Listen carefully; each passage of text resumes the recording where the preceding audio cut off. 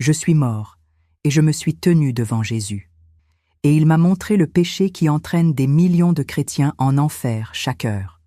Ce ne sont pas les péchés que vous imaginez, ni les vices les plus visibles, ni le manque de prière ou de jeûne. C'est quelque chose de bien plus courant, caché, que beaucoup d'entre nous portent sans s'en rendre compte. Mon nom est Samantha Lee, 43 ans, et, toute ma vie, j'ai cru être un vrai chrétien, prêt à entrer au ciel le moment venu. J'ai été baptisé à 13 ans. J'ai grandi dans une famille croyante et j'ai passé plus de 30 ans à fréquenter l'Église, à servir dans des ministères et à enseigner la parole. Je me voyais comme quelqu'un de sûr de moi, ferme dans ma foi, convaincu que mon nom était inscrit dans le livre de vie. Mais la vérité, que j'ai découverte avec douleur, c'est que je me trompais. J'ai vécu toutes ces années avec une foi qui semblait authentique, mais qui cachait dans mon cœur quelque chose que je ne voulais pas voir.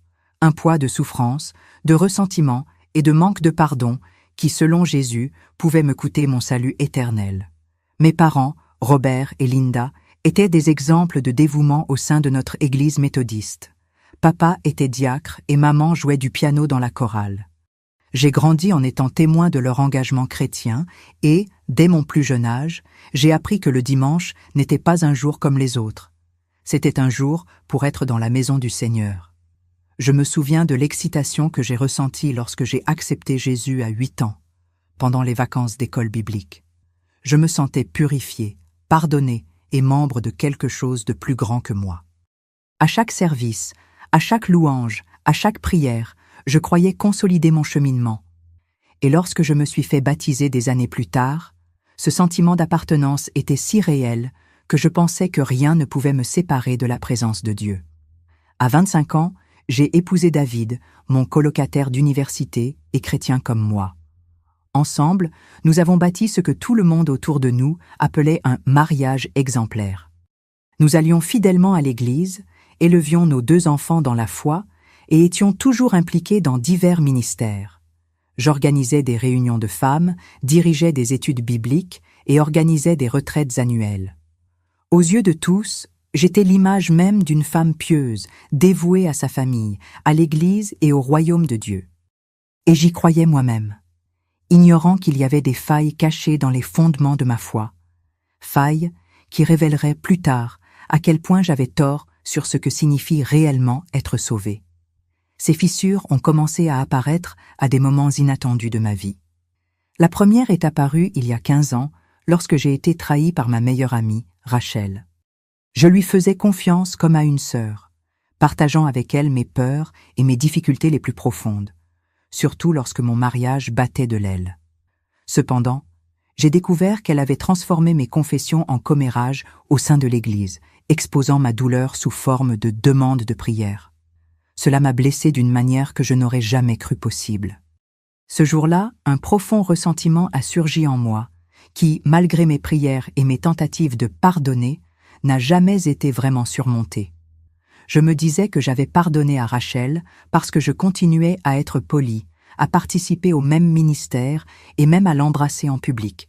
Mais au fond de moi, je nourrissais de la douleur, de la méfiance et une amertume qui grandissait silencieusement.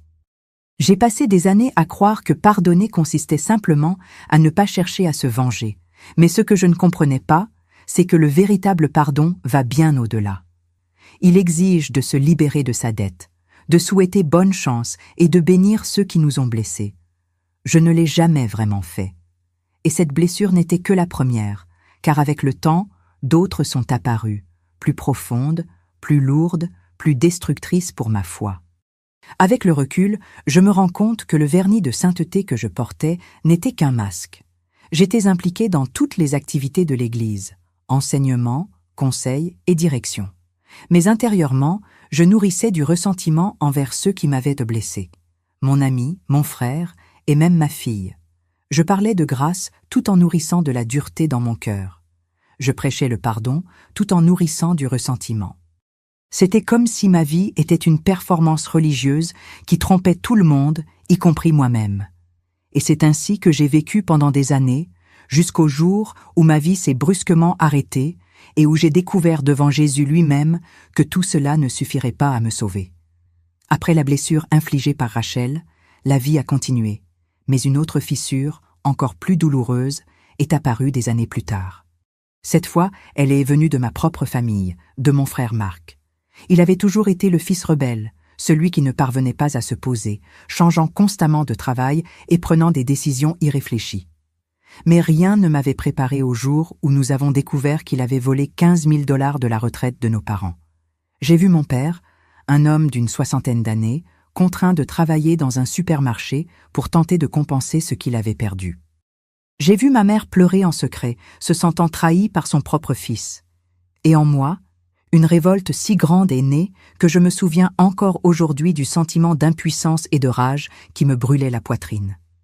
À l'époque, alors que je cherchais conseil à l'église, j'ai approché le pasteur Williams, espérant entendre des paroles qui apaiseraient ma douleur. Il m'a dit « Samantha, tu dois pardonner. C'est ton frère, il est perdu, mais il a besoin de ta grâce. » J'ai entendu ces mots, j'ai acquiescé, mais au fond de moi, j'étais encore plus en colère. Comment pouvait-on me demander de traiter cela comme une simple erreur? Il avait anéanti des années d'efforts de mes parents, causé honte et tristesse, et ne semblait manifester aucun remords. À chaque réunion de famille, Marc faisait comme si de rien n'était, essayant d'engager la conversation comme si la douleur n'existait pas. Je me suis jointe à lui en souriant, mais intérieurement, je hurlais d'indignation. À l'époque, j'essayais d'être une bonne chrétienne, j'essayais d'inviter Marc à déjeuner, j'essayais d'être poli, je l'ai même aidé à trouver un emploi.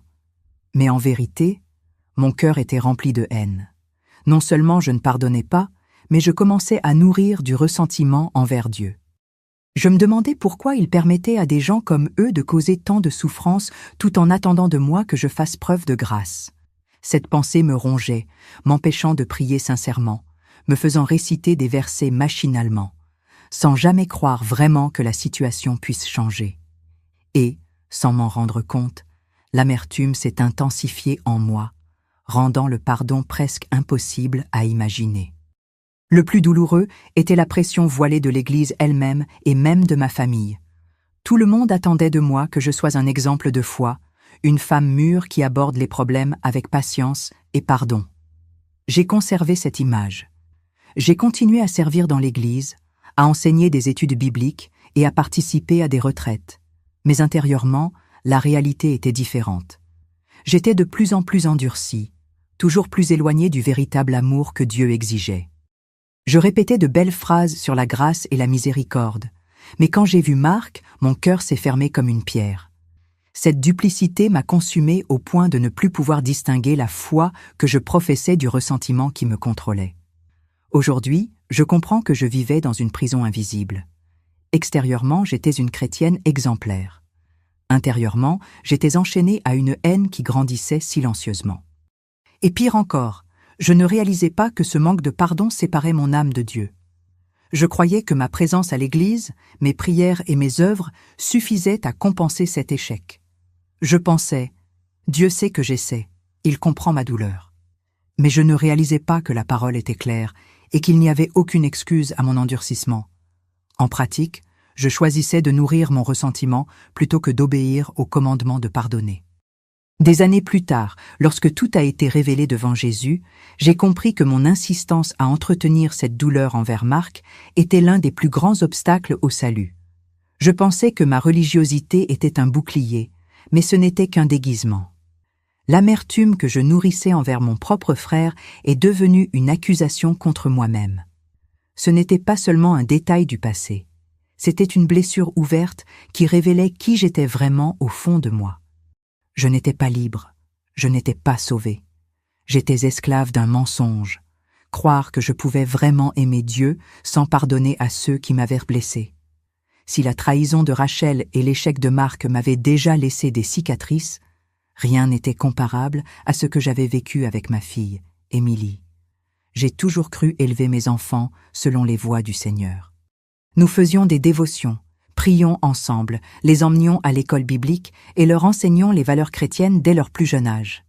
Mais lorsqu'Émilie est devenue adolescente, j'ai eu l'impression que tout s'écroulait sous mes yeux. Elle a commencé à défier les règles, à partir sans explication, à nouer des amitiés et à faire des choix contraires à tout ce que David et moi lui avions enseigné. Ce sentiment d'échec maternel était comme un couteau dans mon cœur. J'éprouvais de la honte, de la colère et la peur de la perdre à jamais. Le moment le plus sombre fut celui où j'ai découvert qu'Émilie, encore âgée de 16 ans, entretenait une relation sexuelle avec son petit ami. Pour moi, ce n'était pas seulement une question de comportement, mais un affront direct aux principes que je m'étais tant battue pour inculquer. Et lorsque j'ai découvert des documents cachés prouvant qu'elle s'était rendue seule dans une clinique de santé reproductive, la salle d'attente s'est ouverte. J'ai confronté ma fille en larmes, espérant qu'elle se repente, mais j'ai reçu en retour des paroles dures qui résonnent encore dans ma mémoire aujourd'hui. Peut-être que ton Dieu n'est pas aussi aimant que tu le dis. C'était comme si une lance m'avait transpercé la poitrine. Moi qui prêchais tant l'amour et la famille, je n'arrivais même pas à maintenir la paix au sein de mon propre foyer. À partir de ce moment-là, notre relation est devenue une guerre. Nous nous disputions constamment. Les silences étaient pesants et la distance émotionnelle ne faisait que grandir. Émilie est restée des mois sans me parler sincèrement. Et lorsque nous avons repris contact, c'était toujours avec cette froideur qui montrait clairement qu'il n'y avait pas de véritable réconciliation. Je souriais aux autres, montrant que je m'en sortais bien. Mais au fond de moi, j'étais submergée par le ressentiment. Je me sentais trahie par ma propre fille, gênée devant l'Église, et je me demandais constamment où j'avais échoué. Au fond, non seulement j'étais blessée, mais j'étais amère envers ma propre fille, incapable de lui pardonner les erreurs de sa jeunesse. Ce que je ne réalisais pas à l'époque, c'est qu'à mesure que j'accumulais ces blessures, je construisais un mur entre moi et Dieu. J'ai prié, mais les mots étaient vides. J'ai lu la Bible, mais je ne me suis pas laissé transformer. J'ai cherché des conseils dans des livres sur la famille, des conférences chrétiennes, des versets sur le pardon, mais rien n'a changé en moi, car je refusais de laisser ma douleur derrière moi. C'était comme si j'avais intégré la souffrance à mon identité. J'étais la femme trahie par son ami, la sœur lésée par son frère, la mère déçue par sa fille. Ces marques m'ont marqué si longtemps que je ne savais plus qui j'étais sans elles. Extérieurement, mon dévouement à l'Église s'est accru. J'animais des études bibliques sur le mariage, la famille et même le pardon. Les gens me félicitaient, me considéraient comme un modèle, et je croyais moi-même que ma religiosité était la preuve que Dieu était avec moi. Mais en réalité, j'utilisais ces activités pour dissimuler la pourriture qui grandissait dans mon cœur. C'était comme si j'essayais de compenser mes défauts intérieurs par des œuvres extérieures. Alors que d'autres me voyaient comme un exemple, Jésus voyait la réalité. Une femme endurcie, qui prêchait quelque chose qu'elle ne vivait pas, qui souriait en public mais saignait en secret. Avec le recul, je réalise que ces années ont été cruciales pour ce qui allait se passer plus tard. Chaque blessure non cicatrisée, chaque rancune tenace, chaque pardon refusé sont devenus un poids qui m'éloignait toujours plus de la grâce de Dieu. Je pensais tenir bon, mais j'accumulais des chaînes invisibles qui seraient un jour révélées au Seigneur lui-même. Je l'ignorais, mais mon manque de pardon n'était pas seulement un problème émotionnel ou familial. C'était un problème spirituel si grave qu'il mettait mon éternité en péril. Et je ne l'ai découvert que de la manière la plus douloureuse qui soit, lorsque ma vie s'est soudainement arrêtée et que j'ai eu une rencontre avec Jésus qui a tout changé. Ce printemps-là, ma vie semblait reprendre son cours normal. J'animais encore une étude biblique pour femmes et, ironiquement, le sujet était le pardon. Je me souviens très bien du soir où j'ai ouvert ma Bible à Matthieu 6, 14, 15 et lu à ces 12 femmes réunies dans mon salon. Si vous pardonnez aux autres leurs offenses, votre Père céleste vous pardonnera aussi. Mais si vous ne pardonnez pas, votre Père ne vous pardonnera pas vos offenses. Je parlais avec conviction, comme si ces paroles étaient une vérité vivante en moi. Mais au fond de moi, je savais que je mentais. Je ne mettais pas en pratique ce que j'enseignais. Je pouvais sourire, donner des conseils et faire des accolades, mais au fond de moi, mon cœur était rempli de blessures non cicatrisées. Après cette réunion, je suis retournée dans ma chambre, lourde comme un poids. Ce n'était pas seulement de l'épuisement physique, c'était une sensation étouffante de porter quelque chose de mal en moi. Je me suis couchée vers 23h30, et tout semblait normal, jusqu'à ce qu'au petit matin, quelque chose se produise. Mon cœur s'est tout simplement arrêté. Mon mari David m'a raconté plus tard qu'il s'était réveillé vers 3 heures du matin et avait réalisé que je ne respirais plus. Il a appelé le 911 et les secours sont arrivés rapidement, mais pendant 12 minutes, il n'y avait plus de battement de cœur, plus de vie, plus rien. 12 minutes qui m'ont semblé une éternité, dans un endroit complètement différent. Quand j'ai repris conscience, je n'étais plus dans ma chambre. Je ne voyais plus le plafond de ma maison, ni ne sentais mon lit. J'étais dans un espace étrange et silencieux, où il n'y avait ni obscurité, ni lumière telle que nous les connaissons, mais une présence qui m'enveloppait complètement. C'était comme si toutes les couches qui me protégeaient avaient disparu, et j'étais nue devant la vérité. Je ne parle pas de nudité physique, mais spirituelle. Tout ce que j'avais caché pendant des années, toutes les blessures, les ressentiments et les mensonges étaient exposés. Il n'y avait aucun moyen de dissimuler, de justifier ou de faire semblant. J'étais complètement révélée. C'est à cet instant que je l'ai vu. Jésus. Il s'avançait vers moi, mais pas comme je l'imaginais. Il n'était pas le Jésus fragile des vitraux d'église ou des peintures anciennes. Il était majestueux, saint, imposant. Sa présence était si intense que je pouvais à peine lever les yeux. Ses yeux semblaient transpercer mon âme, révélant chaque détail de ma vie. Je tremblais, non pas de peur humaine, mais de reconnaissance. Pour la première fois, je comprenais ce que signifie se tenir devant le Dieu saint, juste et vrai. Tout mon faux christianisme s'évanouit à cet instant. Lorsqu'il prononça mon nom, je sentis chaque lettre porter un poids éternel. « Samantha », dit-il. Cet appel n'était pas un simple son. C'était comme si la vérité tout entière m'était parvenue en un seul mot. J'essayais de répondre, de me justifier, pensais à mentionner toutes mes années de service à l'Église, mes prières, ma dîme, mes œuvres. Mais avant même que je puisse ouvrir la bouche, il me montra la réalité. Je vis une multitude de chrétiens, innombrables, adorer, prêcher, servir, faisant tout ce que je faisais aussi. Mais soudain, le sol s'ouvrit et ils tombèrent dans un vide obscur, loin de la présence de Dieu. J'étais désespéré. J'ai demandé à Jésus pourquoi cela arrivait. Après tout, c'étaient des gens qui croyaient, qui servaient, qui proclamaient son nom. Et c'est alors qu'il m'a regardé avec une tristesse infinie et m'a dit « Parce qu'ils n'ont jamais pardonné ». Ces mots ont été plus tranchants qu'une épée. En un instant, j'ai tout compris.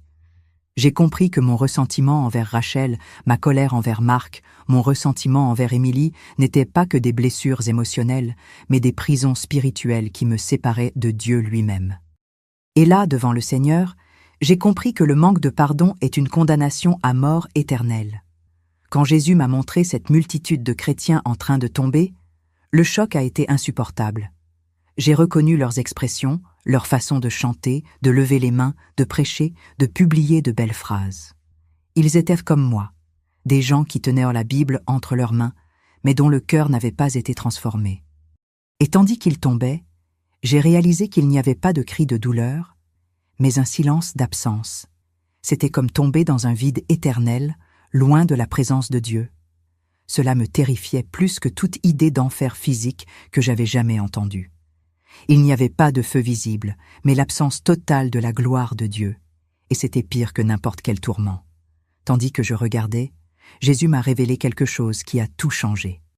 Il m'a montré que chacun de ces chrétiens portait en lui des blessures cachées. Une femme qui dirigeait le culte, mais n'avait pas pardonné à son ex-mari. Un pasteur qui prêchait la grâce, mais qui gardait rancune à un diacre qui l'avait confronté des années auparavant. Une missionnaire dévouée qui n'avait jamais accordé son pardon à quelqu'un qui la critiquait.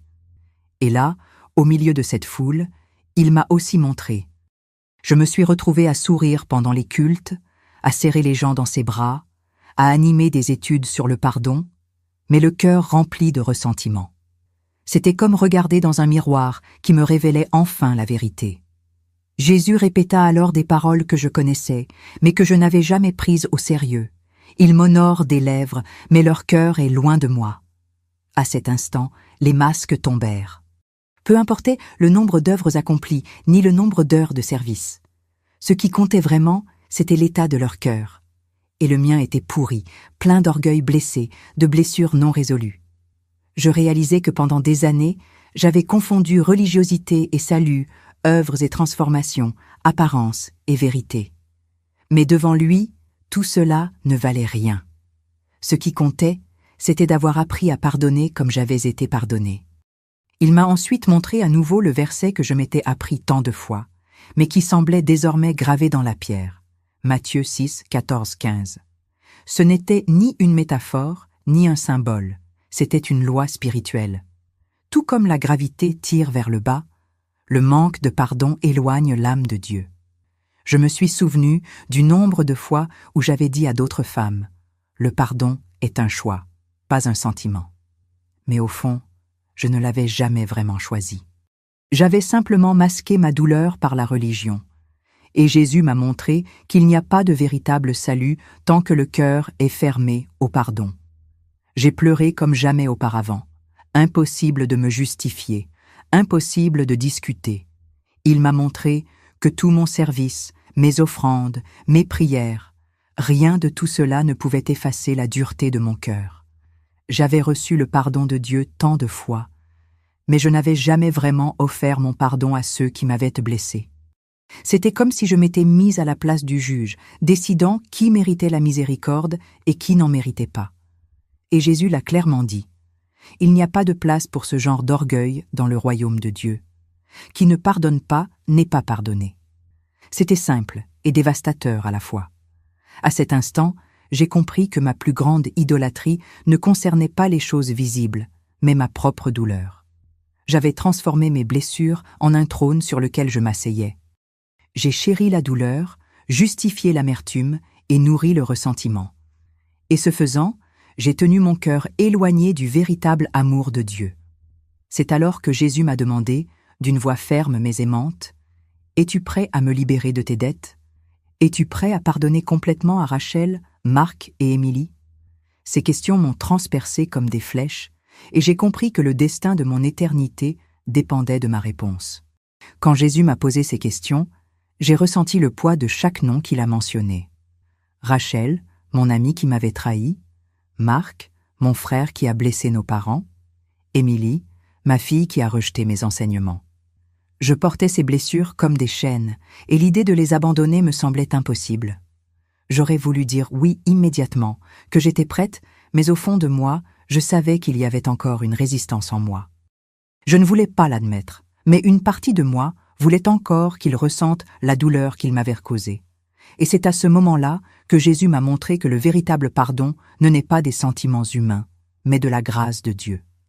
Il m'a montré des scènes de personnes qui avaient pardonné dans des situations bien plus difficiles que la mienne. J'ai vu une mère qui avait perdu sa fille dans un accident causé par un conducteur ivre, et pourtant, elle était entrée en prison pour accueillir cet homme et lui offrir son pardon. J'ai vu un pasteur qui avait perdu son église à cause de fausses accusations et qui continuait pourtant à prier pour ceux qui le diffamaient. J'ai vu une femme trahie par son mari, mais qui avait choisi de renoncer au pardon et de reconstruire sa vie sans amertume. Ces images ont été comme des coups portés à mon orgueil. J'ai réalisé que moi, qui me considérais forte et exemplaire, j'étais en réalité faible et prisonnière de mon ressentiment. Jésus m'a alors expliqué quelque chose qui a changé ma compréhension à jamais. Il a dit « Pardonner, ce n'est pas oublier, c'est libérer. Ce n'est pas minimiser la douleur, c'est m'abandonner la douleur. Ce n'est pas justifier une mauvaise action, c'est se libérer du poids qui vous enchaîne. » Ces paroles étaient comme une lumière perçant les ténèbres. J'ai réalisé que je n'avais pas besoin d'avoir envie de pardonner. Je devais choisir d'obéir. C'était une décision consciente, pas un processus émotionnel. Et plus encore, c'était un acte de foi, croire que Dieu veillerait à la justice tandis que je veillerais à l'amour. C'est à ce moment-là que j'ai compris que pardonner, ce n'était pas renoncer à la vérité, mais renoncer à la vengeance. Tandis qu'il parlait, je me souvenais de chaque conversation avec Rachel, de chaque réunion de famille avec Marc, de chaque dispute avec Émilie. Les scènes se repassaient dans ma tête comme un film douloureux. Je réalisais l'énergie que j'avais dépensée à essayer de me donner raison au lieu d'aimer. À quel point j'avais transformé ma douleur en justification, alors qu'en réalité, elle me condamnait. Et Jésus m'a montré que s'accrocher au ressentiment, c'était comme boire du poison chaque jour, en espérant que les autres meurent.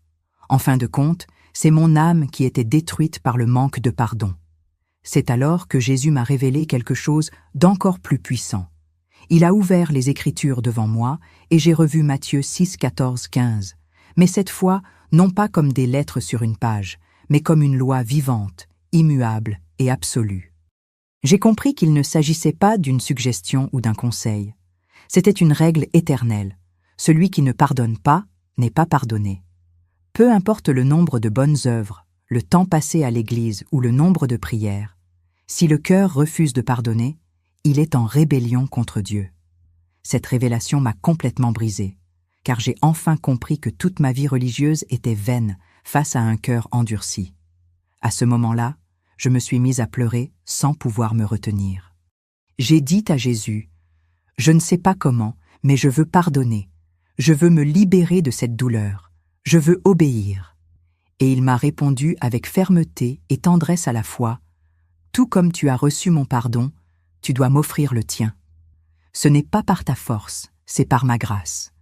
Je serai avec toi à chaque étape. » Ces paroles m'ont redonné espoir. Pour la première fois depuis des années, j'ai compris que le pardon était possible. Non pas parce que j'en avais la capacité, mais parce qu'il m'en offrait la force nécessaire. Et là, devant le Seigneur, j'ai commencé à comprendre que ma nouvelle chance dans la vie dépendait de mon choix de pardonner, quel qu'en soit le prix. Après m'avoir montré la gravité du manque de pardon et la vérité de sa parole, Jésus m'a dit que mon histoire ne s'arrêtait pas là. Je pensais que c'était le moment ultime, qu'à partir de ce moment-là, je serais définitivement jugé. Mais il m'a surpris. « Je ne t'ai pas amené ici pour condamner, mais pour sauver. » Telles furent les paroles qui résonnèrent en moi. Il m'expliqua qu'il me donnait l'occasion de revenir, non seulement pour changer ma vie, mais aussi pour avertir ceux qui vivaient exactement comme moi. Et en disant cela, j'ai compris que le problème du manque de pardon n'était pas seulement le mien, mais celui de millions de chrétiens qui, comme moi, se cachèrent derrière des activités religieuses alors que leur cœur était endurci. À ce moment-là, j'ai ressenti un mélange de peur et de responsabilité. Je savais que je n'étais pas digne de tout cela. Je savais que j'avais échoué à plusieurs reprises, que je m'étais caché derrière des masques pendant des années. Mais Jésus, dans sa grâce, m'offrait la chance de changer et de partager la vérité avec les autres. Il a dit « Beaucoup sont en danger et ne le savent pas. Tu dois raconter ce que tu as vu, car le temps presse et les gens sont trompés. » Ces paroles m'ont bouleversé. J'ai compris que mon expérience ne me concernait pas seulement, mais l'Église tout entière. Ce n'était pas un message réconfortant, mais urgent. J'ai essayé de le raisonner. Je lui ai demandé si les gens m'écouteraient vraiment. Je lui ai demandé s'ils ne me traiteraient pas d'exagéré, d'hérétique, de fanatique. Et il m'a répondu avec un calme qui m'a profondément touché. Certains rejetteront, mais d'autres écouteront. Et pour ceux qui écoutent, ton message sera la vie. Ce n'est pas ton rôle de mesurer les résultats, c'est ton rôle d'obéir. Cela m'a réduit au silence. J'ai compris qu'il ne s'agissait pas de popularité, ni d'acceptation, mais d'obéissance. C'était la même obéissance que j'avais niée pendant tant d'années en refusant le pardon. Maintenant, il m'appelait à obéir d'une manière différente, en adressant un avertissement à son peuple. C'est à ce moment-là que j'ai compris que je n'avais pas le choix. Jusque-là, ma vie avait été marquée par de mauvais choix, la rancune, le ressentiment, l'apparence de sainteté, plutôt que la vérité. J'étais maintenant confrontée à la décision la plus importante. Obéir ou non au commandement du Seigneur de partager ce qu'il m'avait révélé. Et devant lui, impossible de refuser. Je savais que si je refusais, je répéterais la même erreur encore et encore. Alors, les larmes aux yeux, j'ai dit « Seigneur, si tu me le dis, j'irai. » Et à cet instant, j'ai senti un poids se libérer de mes épaules. C'était comme si une porte s'était ouverte dans mon esprit. Jésus m'a alors montré des scènes de ce qui se passerait si j'obéissais. J'ai vu des gens se libérer de l'amertume, des familles se restaurer, des frères et sœurs se réconcilier après des années de séparation. J'ai vu des pasteurs prêcher avec un cœur nouveau, des femmes et des hommes décider de se libérer de leurs vieilles blessures et être transformés. Mais j'ai aussi vu d'autres personnes se fermer les oreilles, endurcir encore davantage leur cœur, rejeter le message parce qu'elles refusaient de renoncer à leur orgueil. Et il m'a clairement fait comprendre. Ton rôle n'est pas de convaincre, mais d'avertir. C'est le Saint-Esprit qui convainc. Parle, tout simplement. Cette vision m'a fait comprendre que je n'étais pas seule dans cette mission. Petit à petit, je me suis sentie tirée en arrière. Ce lieu de sainteté et de vérité s'estompait sous mes yeux. La présence glorieuse de Jésus m'enveloppait encore, mais en même temps, je réalisais que je retournais au monde physique. Il m'a finalement dit « Souviens-toi de tout ce que tu as vu. Garde-le dans ton cœur et partage-le sans crainte. Le pardon, c'est la vie. Le manque de pardon, c'est la mort. » Et puis, comme en un clin d'œil, je me suis réveillée à l'hôpital. Le bruit des machines, la voix des médecins, les pleurs de David, tout est revenu d'un coup. J'étais de nouveau en vie, mais je savais que je ne serais plus jamais la même. J'avais reçu une mission et je ne pouvais pas la gâcher. Quand j'ai ouvert les yeux à l'hôpital, la première chose que j'ai vue, c'était le visage désespéré de mon mari, David. Il pleurait et me tenait la main fermement, répétant que j'étais de retour. Les médecins étaient toujours là, me disant que mon cœur était sans battement depuis 12 minutes, que je devais avoir de graves séquelles, mais inexplicablement, j'étais consciente et lucide. Ils ont parlé de miracle, mais je savais que ce n'était pas seulement un médicament. J'avais vécu avant Jésus et j'étais revenue avec une mission. Encore faible, avec des tubes et des machines à proximité, une certitude m'habitait. Je ne pouvais plus vivre comme avant. Au début, alors que je me rétablissais physiquement, le véritable défi était de commencer à me rétablir spirituellement. J'avais clairement compris que ma première tâche était de pardonner sincèrement à ceux que j'avais retenus prisonniers dans mon cœur. Et je savais que ce ne serait pas facile. J'ai commencé par la personne la plus proche, David. Je lui ai raconté tout ce qui s'était passé ce matin-là, la vision, les paroles de Jésus et le poids de la mission que j'avais reçue. Il m'a écouté en silence, me tenant les mains, jusqu'à ce qu'il dise « Je savais que quelque chose n'allait pas chez toi, mais je n'imaginais pas que ce soit si grave. » Pour la première fois depuis des années, j'ai pu avouer que mon cœur était empoisonné par le ressentiment. Puis vint l'étape la plus difficile, affronter Rachel. Je ne lui avais pas parlé en vrai depuis plus d'1 an, depuis le mariage d'Émilie, où nous n'avions échangé que des mots formels. Je l'ai appelée pour lui demander de me parler. Elle a accepté avec une certaine hésitation. Nous nous sommes rencontrés dans un petit café, l'endroit même où nous passions des heures ensemble il y a des années. Quand je l'ai vue entrer, mon cœur s'est emballé. J'étais nerveuse mais déterminée. Je l'ai regardée dans les yeux et lui ai dit « Rachel, je dois te demander pardon. Pendant 15 ans, je t'en ai voulu. Quand tu as révélé mes secrets, je me suis renfermée sur moi-même et je ne t'ai jamais libérée de cette dette. » Des larmes ont immédiatement coulé de ses yeux. Rachel a pleuré et a avoué qu'elle regrettait tout depuis que tout cela était arrivé. Elle a dit qu'elle avait souvent voulu me contacter, mais qu'elle ne savait pas comment. Cette rencontre s'est transformée en quelque chose que je n'aurais jamais cru possible. Je lui ai pardonné sincèrement et me suis excusée pour la froideur dont je lui avais fait preuve pendant tant d'années. Nous nous sommes embrassés et pour la première fois, j'ai ressenti à nouveau un amour sincère pour elle. Non pas une cordialité superficielle, mais un amour retrouvé, né du Saint-Esprit. J'ai quitté ce café avec un sentiment de liberté indescriptible. C'était comme si un poids s'était ôté de ma poitrine. J'ai compris que le pardon libère non seulement celui qui reçoit, mais surtout celui qui donne. L'étape suivante concernait Marc. Je l'ai appelé et lui ai demandé de venir. Lorsqu'il est entré, j'ai vu la défensive dans son regard, comme s'il s'attendait à une nouvelle accusation.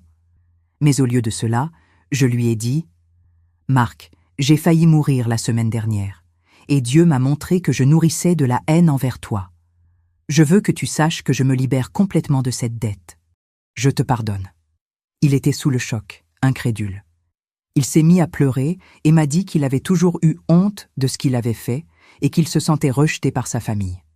Je lui ai également demandé pardon pour la froideur avec laquelle je l'avais traité, et à cet instant, quelque chose a basculé entre nous. Pour la première fois depuis des années, j'ai pu à nouveau considérer mon frère comme un frère. Enfin, Émilie est arrivée. Ce fut la conversation la plus difficile. Elle était déjà mariée et mère d'une petite fille, mais notre relation était encore froide. Je suis allée chez elle et lui ai demandé un moment seul. En larmes, je lui ai avoué « Ma fille, je t'ai jugée, je t'ai rejetée en silence, j'ai gardé de la colère contre toi pendant des années. C'était mal, je te demande pardon. » Émilie, émue, m'a dit « Maman, j'ai toujours eu l'impression que tu étais déçue de moi, que je n'étais jamais assez bien. » À cet instant, j'ai serré ma fille dans mes bras et lui ai dit « Je t'aime telle que tu es. Je suis fière de la femme que tu es devenue. » C'était le câlin le plus sincère que nous lui ayons fait depuis son enfance. À cet instant, j'ai compris ce que signifie être vraiment libre grâce au pardon. Après avoir restauré mes relations les plus proches, j'ai compris que la mission que Jésus m'avait confiée ne se limitait pas à ma famille et à mes amis. Je devais partager ce message avec les autres, même si cela me mettait mal à l'aise. La première occasion s'est présentée dans mon propre groupe d'études bibliques. J'avais décidé de faire une pause dans l'enseignement, mais à mon retour, je n'ai pas pu me résoudre à aborder un autre sujet. J'ai rassemblé les femmes et leur ai dit « Aujourd'hui, je ne vais pas enseigner comme avant. Aujourd'hui, je vais raconter ce qui m'est arrivé. » Et, le cœur battant, j'ai commencé à raconter mon expérience de mort clinique, ma rencontre avec Jésus et l'avertissement que j'avais reçu concernant le manque de pardon. Tandis que je parlais, je percevais leurs réactions. Certaines ont pleuré instantanément, car elles se reconnaissaient dans mon histoire. D'autres se sont mises en colère, comme si on les accusait personnellement. Certaines se sont même levées et sont parties, prétextant une exagération. Mais j'ai continué, car je savais que ce n'était pas seulement mon expérience. C'était une vérité éternelle qu'il fallait proclamer. Finalement, 3 femmes ont avoué qu'elles nourrissaient de la rancune depuis des années et ont décidé ce jour-là de pardonner. Ce fut le début de quelque chose que je n'aurais jamais imaginé. Une petite révolution spirituelle qui a commencé dans mon propre salon. La nouvelle de ce qui s'était passé s'est rapidement répandue. Des personnes extérieures au groupe m'ont sollicité pour obtenir des conseils et des détails sur la vision. Certains voulaient comprendre, d'autres se contentaient de critiquer. Mais chaque résistance a aussi porté ses fruits. Des familles se sont resserrées, des frères et sœurs se sont réconciliés, des amitiés se sont ravivées. C'était comme si mon expérience avait allumé une lumière dans des recoins cachés du cœur de nombreuses personnes. Et j'ai compris que Jésus accomplissait sa promesse. Je n'étais pas seul. Le Saint-Esprit agissait à travers ce message. Au fil du temps, les invitations ont commencé à affluer. De petits rassemblements dans les églises, des réunions de femmes et même des conférences. Je n'étais pas prédicateur. Je ne m'étais jamais considéré comme appelé à une grande chaire. Mais maintenant, je comprenais qu'il ne s'agissait pas de moi, mais du message. Et chaque fois que je prenais la parole, je répétais avec sincérité « Je ne suis pas venu ici pour faire un beau discours. Je suis venu ici pour raconter ce que j'ai vu devant Jésus. » Cette simplicité désarmait les gens. Ce n'était pas un sermon appris par cœur. C'était un témoignage vivant. Et beaucoup comprenaient qu'ils ne pouvaient plus ignorer le commandement clair de pardonner. Tout le monde n'a pas été ravi. À certains endroits, on m'a traité d'alarmiste. Certains disaient que je diminuais la grâce et que je transformais l'Évangile en œuvre. J'ai eu du mal à accepter ces critiques, mais je me suis souvenu de ce que Jésus m'avait dit.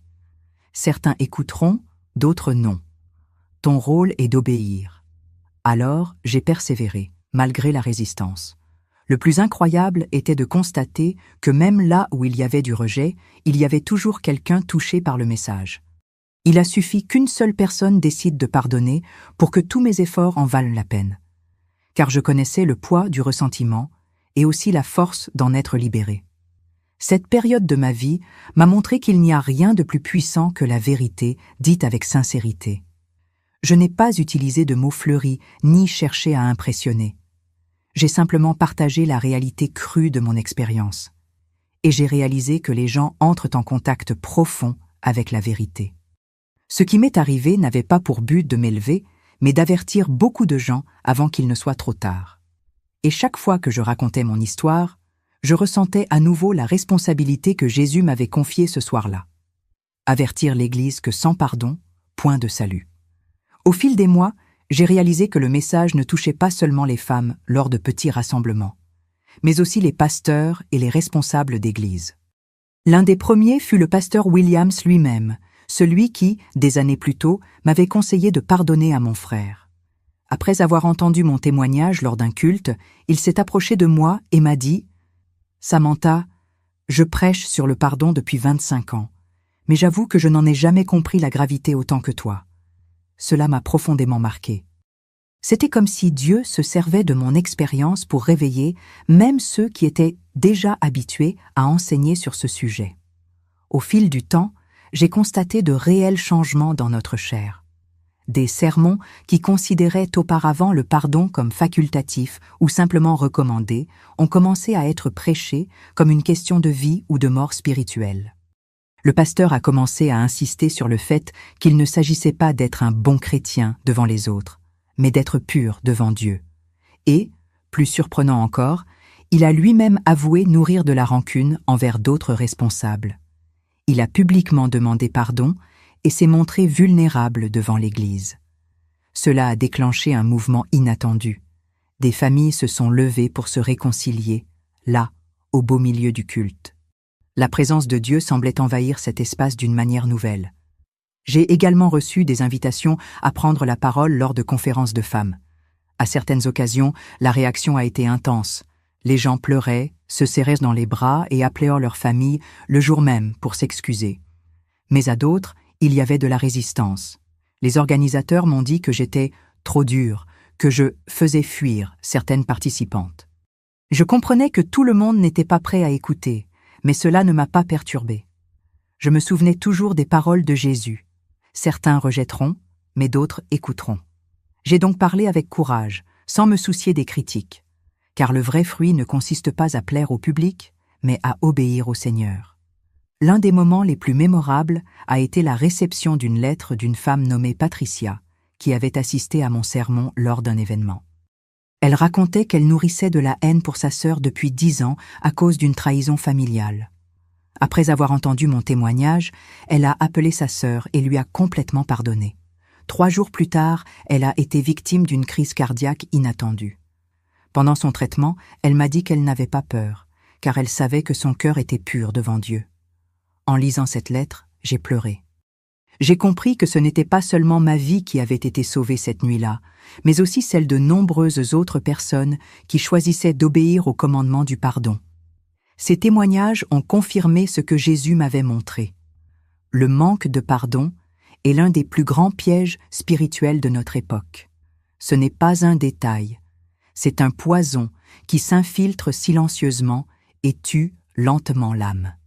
De nombreux chrétiens croient être sauvés parce qu'ils vont à l'église, chantent des cantiques ou prêchent, mais ils portent en eux une rancune qui les empêche de connaître la véritable grâce. C'est le plus grand mensonge, croire que nous pouvons recevoir le pardon de Dieu tout en le refusant aux autres. C'est comme essayer de boire de l'eau pure dans une coupe empoisonnée. Tôt ou tard, la mort spirituelle arrive. Aujourd'hui, je constate que ce message est inconfortable, mais nécessaire. L'Évangile n'a pas été conçu pour nous satisfaire, mais pour nous transformer. Et, la plupart du temps, la transformation est douloureuse. Ça fait mal de se défaire de son orgueil, ça fait mal de reconnaître que l'on porte en soi de la haine, ça fait mal de se libérer des dettes que l'on porte dans son cœur. Mais c'est dans ce processus que l'on trouve la vraie vie. Chaque fois que je raconte mon histoire, je réalise qu'il ne s'agit pas de moi, mais de lui. Il s'agit de la croix qui nous a touchés par un pardon immérité et qui exige le même pardon pour les autres. C'est l'essence de l'Évangile, que je n'avais jamais comprise auparavant, mais qui est maintenant devenue le fondement de ma foi. Après avoir été témoin de tant de témoignages et de transformations, j'ai compris que le message ne s'adressait pas seulement aux autres, mais à moi au quotidien. J'avais appris que le pardon n'est pas un acte ponctuel, mais une pratique constante. Je me croyais souvent totalement libre, mais une nouvelle situation surgissait. Une parole dure, une attitude injuste, un commentaire malveillant. Et en moi, j'ai ressenti la tentation de garder rancune à nouveau. C'est alors que j'ai compris que la vigilance spirituelle devait être constante. Le cœur humain a tendance à se protéger et à se fermer, mais Jésus m'a appris que nous devons choisir le pardon encore et encore. Il y a eu des jours où je me disais « J'ai assez pardonné, maintenant je peux me détendre ». Mais il a suffi que quelqu'un me blesse à nouveau pour que je réalise que j'avais encore un orgueil caché. Et dans ces moments-là, je me suis souvenu de ce que Jésus m'a dit « Ce n'est pas par ta force, c'est par ma grâce ». Cette phrase est devenue mon bouclier. Chaque fois que j'étais tenté de nourrir la colère, je fléchissais les genoux et lui demandais de m'aider à lâcher prise. J'ai appris à ne pas attendre d'avoir envie de pardonner, car souvent, l'envie ne vient jamais. Pardonner, c'est obéir, même quand le cœur résiste. Et chaque fois que j'ai choisi d'obéir, la paix de Dieu m'a enveloppé d'une manière qu'aucune blessure ne pouvait offrir. J'ai aussi commencé à comprendre que les petites blessures du quotidien étaient tout aussi dangereuses que les plus grandes. Des choses apparemment simples, comme un voisin qui me critiquait ou un collègue qui était injuste envers moi, pouvaient facilement devenir des sources d'amertume si je n'y remédiais pas immédiatement. J'ai donc pris l'habitude d'examiner mon cœur chaque jour. Je me demandais, y a-t-il quelqu'un que je doive pardonner aujourd'hui? Y a-t-il une offense que je nourris? Cet exercice quotidien me maintenait vigilante et m'empêchait de retourner dans la prison invisible du manque de pardon qui a failli me coûter l'éternité. Bien sûr, tout le monde ne comprend pas cette position. Certains me disent que je devrais m'affirmer davantage, que trop pardonner est un signe de faiblesse. Mais je sais que ce n'est pas de la faiblesse, c'est une victoire. Une victoire sur l'orgueil, sur la chair, sur l'ennemi qui tente de nous éloigner de Dieu. Pardonner ne signifie pas ignorer la justice, mais plutôt ne pas laisser l'injustice nous empoisonner. J'ai découvert qu'en choisissant de pardonner, je remets la justice entre les mains de Dieu. Et il est juste. Il sait gérer chaque situation d'une manière que je n'aurais jamais pu faire. Pardonner, ce n'est pas fermer les yeux sur les mauvaises actions, c'est ouvrir les yeux sur la grâce. Tout au long de ce processus, j'ai aussi appris à être plus transparente avec les autres. Avant, je cachais ma douleur, je faisais comme si tout allait bien et je portais le masque d'une chrétienne exemplaire. Aujourd'hui, je préfère admettre mes difficultés. Quand quelqu'un me blesse, je dis « Cela m'a fait mal, mais je choisis de pardonner ». Cette honnêteté me libère et inspire les autres à faire de même. Nombreux sont ceux qui sont surpris de constater que le pardon n'est pas une chose magique qui se produit sans effort, mais une décision quotidienne, concrète et souvent douloureuse. Ce changement d'attitude a rendu mes relations plus authentiques et plus profondes. L'impact de cette transformation a également touché ma famille. David, mes enfants et même mes amis les plus proches ont remarqué la différence. Je ne suis plus cette femme amère qui cachait ses rancunes derrière des sourires polis. Aujourd'hui, je lutte chaque jour pour garder mon cœur pur, même dans la douleur. Cela ne signifie pas que je suis parfaite, mais cela signifie que je n'accepte plus de vivre esclave du ressentiment. Cette vigilance constante est, pour moi, un rappel quotidien de la nuit où je suis morte et me suis tenue devant Jésus. Je ne veux jamais oublier ce qu'il m'a montré. Sans pardon, il n'y a pas de vraie vie. C'est pourquoi je choisis de pardonner, toujours. Avec le recul, je vois clairement que mon expérience n'était pas seulement un accident ou un problème de santé. C'était une rencontre avec l'éternité. J'étais certain d'être sauvé.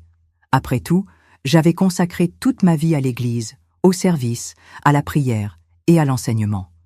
Mais avant Jésus, j'ai découvert que mon manque de pardon était devenu un obstacle insurmontable entre moi et Dieu. C'est ce qui me fait le plus peur aujourd'hui, réaliser que j'aurais pu quitter cet hôpital en me croyant chrétien fidèle, mais qu'en réalité, j'étais perdu. Ce qui m'a sauvé, ce n'est pas le temps passé à l'église, mais la possibilité d'entendre la voix du Seigneur et d'obéir à ce qu'il me montrait. J'ai compris que le plus grand mensonge auquel beaucoup d'entre nous croient est que les activités religieuses remplacent un cœur transformé. Nous chantons, prêchons et servons, mais nous entretenons des rancunes qui nous éloignent de la présence de Dieu. C'est exactement ce que Jésus m'a montré.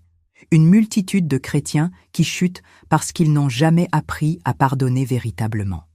C'est la dure réalité que beaucoup refusent d'entendre. Mais je ne peux pas me taire. S'il m'a ramené, c'est parce que ce message doit être clairement énoncé. Il n'y a pas de salut sans pardon. Et ce n'est pas une opinion personnelle, mais une loi spirituelle confirmée par la parole elle-même. J'ai aussi appris que le pardon n'est pas une question de mérite. Rachel ne le méritait pas. Marc ne le méritait pas. Émilie ne le méritait pas non plus. Mais je ne méritais pas non plus le pardon de Dieu, et pourtant, il m'a pardonné. C'est pourquoi nous sommes appelés à pardonner. Non pas parce que la personne le mérite, mais parce que c'est ainsi que fonctionne la grâce. Quand j'ai compris cela, ma vie a changé. La blessure que je portais est devenue liberté. La douleur qui me consumait est devenue paix. La colère qui m'aveuglait est devenue amour. Et tout cela n'est arrivé que lorsque j'ai décidé d'obéir. C'est alors que j'ai découvert que le pardon n'est pas un fardeau, mais un don de Dieu à nos cœurs. Aujourd'hui, je continue d'aller à l'église, de prier, de lire la Bible et de servir dans des ministères. Mais la différence, c'est que maintenant, tout cela vient d'un cœur transformé. Avant, je le faisais pour essayer de compenser mes défauts. Maintenant, je le fais parce que je suis libre en Christ. Je n'enseigne plus le pardon comme une théorie. J'enseigne comme quelqu'un qui a été sauvé en choisissant de pardonner. Je ne prie plus pour des bénédictions superficielles. Je prie pour un cœur tendre, afin de ne plus jamais me laisser dominer par l'amertume. C'est là ma plus grande vigilance. Protéger mon cœur du ressentiment, car je sais que même la plus petite racine peut me séparer de Dieu. S'il y a une chose que je veux vous laisser écouter, c'est celle-ci. Examinez votre cœur. Demandez-vous s'il y a quelqu'un que vous n'avez pas encore pardonné. Peu importe que la personne le mérite, peu importe que ce soit juste ou injuste. Ce qui compte, c'est que le pardon est un commandement de Jésus, et sans lui, il n'y a pas de pardon pour nous. J'ai failli perdre l'éternité à cause de mon entêtement à garder rancune, mais grâce à la miséricorde de Dieu, j'ai eu une seconde chance. Et si je suis encore en vie aujourd'hui, c'est pour vous dire qu'il est encore temps de pardonner. N'attendez pas qu'il soit trop tard. Je m'appelle Samantha Lee. Je suis morte et je suis restée sans vie pendant 12 minutes. Avant Jésus, j'ai découvert que toute ma religiosité était vaine, car mon cœur était prisonnier du ressentiment. Je suis revenue avertir l'Église. Le plus grand danger n'est pas extérieur, mais intérieur. La question n'est pas de savoir si vous êtes un bon chrétien, si vous allez à l'Église ou si vous faites partie d'un ministère. La question est, avez-vous pardonné? Car, en fin de compte, c'est cela qui décidera où nous passerons l'éternité. Ne laissez pas la haine vous voler votre salut. Choisissez de pardonner aujourd'hui, car demain sera peut-être trop tard. C'est la vérité qui a changé ma vie, et elle peut changer la vôtre aussi.